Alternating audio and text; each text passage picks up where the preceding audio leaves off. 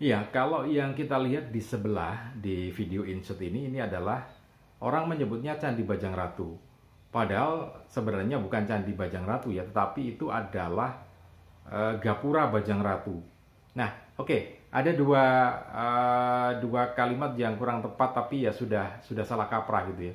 Jadi ini bukan candi tetapi Gapura, Gapura Bajang Ratu. Nah, Bajang Ratu, Bajang artinya kecil, Ratu ya ratu, raja gitu ya. Nah, apakah memang dulu di masa Majapahit itu ada ratu kecil atau Bajang Ratu itu? Oke, nanti akan kita lihat datanya tentang Gapura Bajang Ratu ini ya. Baik, sebelum saya lanjutkan lagi, untuk Anda yang baru saja bergabung, jangan lupa tekan tombol subscribe-nya terlebih dahulu, kemudian tekan tombol loncengnya, dan juga tekan tombol like, kemudian share video ini ke teman-teman Anda. Siapa tahu teman-teman Anda juga sedang memerlukan informasi tentang sejarah semacam ini ya. Jadi begini, ini bukan candi, meskipun masyarakat sudah terlanjur menyebutnya candi. Yes, it's okay gitu ya, karena memang masyarakat maunya seperti itu ya sudah. Meskipun bukan gitu ya. Jadi ini adalah Gapura Bajang Ratu.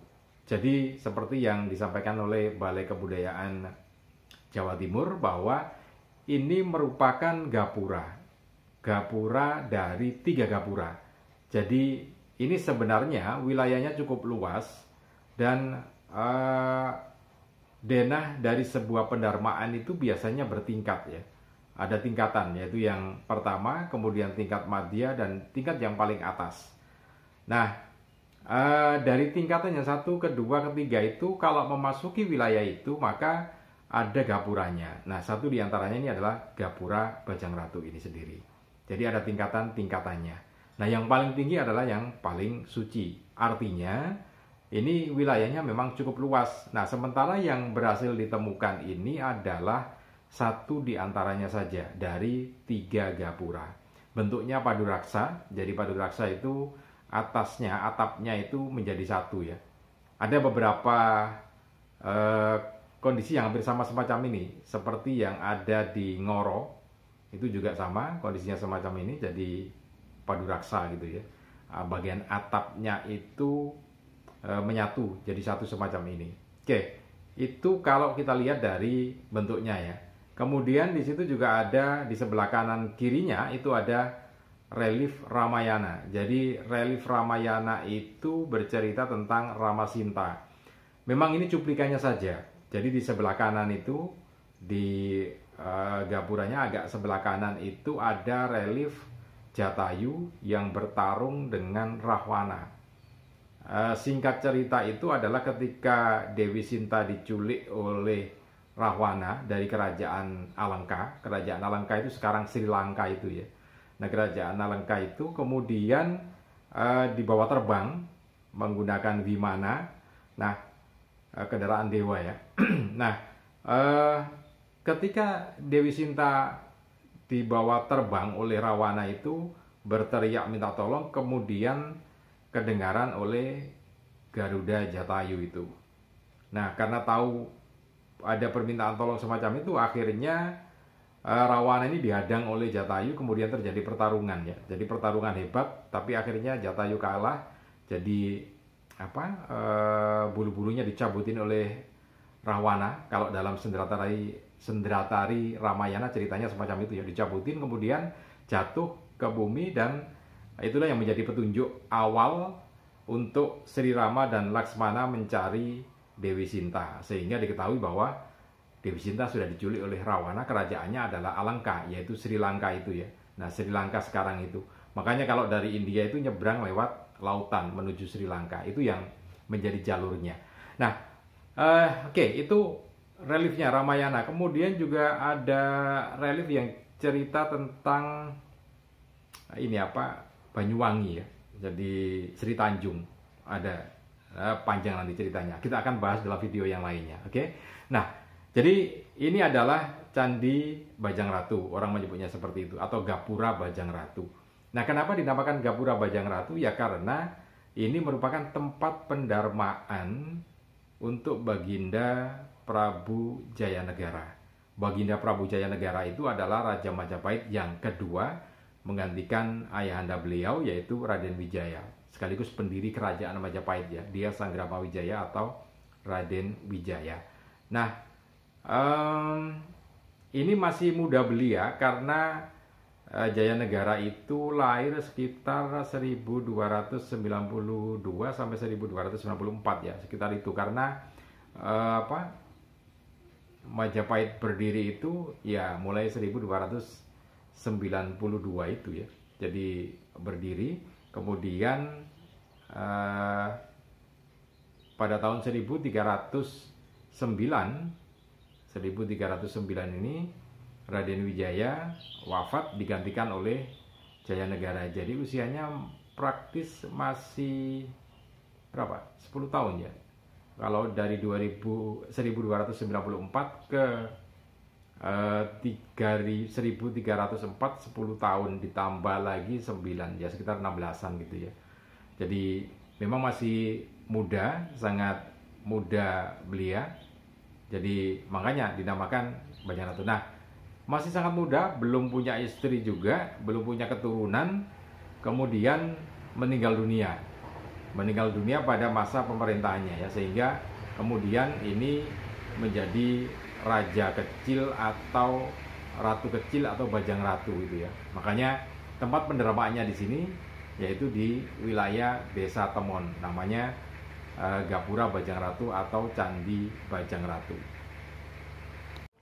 Jadi memang agak sedikit bermasalah ketika Majapahit diperintah oleh Jayanegara ini ya. Jadi Jayanegara itu memerintah 1309 sampai 1328 waktu Baginda Raja Prabu Jayanegara ini meninggal dunia 1328. Nah, tentang waktu ini memang jadi permasalahan yang sangat serius karena ketika masa pemerintahan dari Jayanegara ini banyak sekali pemberontakan. Di antaranya yang paling hebat itu adalah pemberontakan Kuti. Pemberontakan Kuti ini sampai menguasai istana Majapahit. Jadi Kuti ini adalah satu di antara anggota Dharmaputra. Jadi Rakuti ini merupakan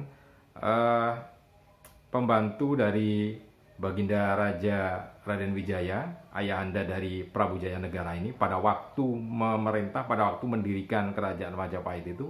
Dan Rakuti adalah seorang ahli strategi perang ya, bisa dikatakan seorang panglima gitu ya. Jadi pemberontakannya cukup hebat sehingga keraton atau istana Majapahit itu dikuasai oleh Rakuti. Dan untuk menghindari pertumpahan darah yang lebih hebat lagi, maka di sini peran Gajah Mada waktu itu masih jadi bekel ya, belum jadi Mahapati tapi jadi bekel dari pasukan Bayangkara, kemudian menyelamatkan Baginda Prabu Jayanegara ke daerah Dander. Daerah Dander itu utaranya Majapahit, utara Mojokerto ya. Kalau Dander sekarang ya diindikasikan wilayah yang ada di Bojonegoro, hutan Dander sana. Nah, di sana kemudian menghimpun kekuatan dan akhirnya Gajah Mada dengan strateginya yang cukup cerdik, yaitu Gajah Mada ini masuk mengendap-endap ke dalam kota Raja Majapahit ya, dengan menyamar, tidak tampak kalau ya namanya juga menyamar gitu ya, sambil mencari data apakah memang masih ada yang setia terhadap Prabu Jayanegara. Jadi Gajah Mada ini masuk ke pasukan-pasukan, kemudian mencari data benarkah pasukan ini masih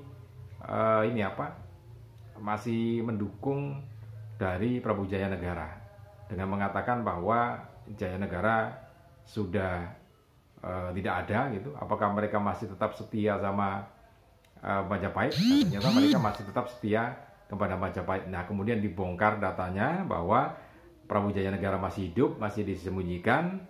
Nah, kalau memang semuanya prajurit masih setia terhadap Majapahit, maka Gajah Mada akan membalikkan posisi Rakuti itu ya. Dan memang benar, akhirnya berhasil membalikkan kondisi yang ada di Majapahit. Jadi pemberontakan Rakuti akhirnya bisa ditumpas, kemudian Prabu Jayanegara kembali bertakhta di kota Raja Majapahit. Nah, sekilas seperti itu, tapi pemberontakannya memang cukup banyak. Artinya begini, bahwa posisi ketika kerajaan Majapahit ini di bawah pemerintahan Jayanegara memang stabilitas politiknya sangat kacau. Jadi stabilitas internal ini sangat kacau sehingga jangankan untuk melakukan perluasan atau kerjasama dengan kerajaan-kerajaan yang ada di Nusantara, sementara yang ada di internal sendiri bermasalah gitu ya. Nah itulah yang kemudian diselesaikan. Dan ternyata memang sampai 1328 itu masih terjadi banyak pemberontakan. Banyak terjadi pemberontakan, termasuk diantaranya pemberontakan yang ada di wilayah timur ya, wilayah timur kerajaan Majapahit itu. Nah itu yang kemudian menjadikan instabilitas politik. Nah tapi setelah Jayanegara ini kemudian meninggal dunia pada tahun 1328 dan proses meninggalnya dunia dari Baginda Prabu Jayanegara ini memang masih misterius gitu ya. Meskipun dalam tanda kutip bahwa ini dibunuh oleh Rakuti ketika sakit gitu ya, sakit bisul, kemudian dioperasi oleh Rakuti dan ternyata meninggal dunia, dibunuh oleh Rakuti. Sementara Rakuti sendiri kemudian juga dibunuh gitu ya. Jadi seperti ya misterius gitu ya. Nah dari situlah kemudian dibuat pendarmaan candi atau Gapura Bajang Ratu ini sendiri. Sampai sekarang masih dilakukan ekskavasi. Jadi karena ini merupakan pendarmaan, maka di mana-mana pendarmaan itu hampir sama. Jadi ada 3 tingkatan ya. Tingkatan yang bawah, kemudian madya, dan tingkatan yang paling atas.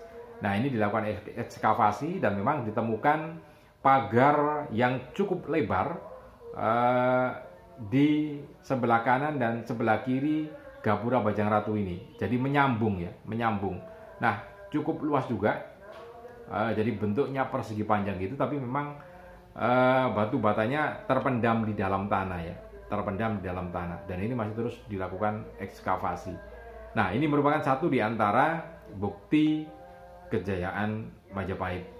Jadi cukup luas tapi masih terpendam di dalam tanah. Terpendam di dalam tanah ini ya banyak penyebabnya. Satu di antaranya ya karena kondisi alam yang banyak gunung berapi, sehingga ketika meletus ya abunya, debunya akan menutupi itu. Atau kemudian juga karena di Majapahit dulu ada sungai Purba yang cukup besar juga mengalir, endapan sedimen itu juga bisa menjadi penimbun dari tempat-tempat bukti bersejarah arkeologi kerajaan Majapahit ini sendiri. Oke, ini mudah-mudahan bisa bermanfaat untuk kita semua. Salam dan sukses selalu untuk Anda.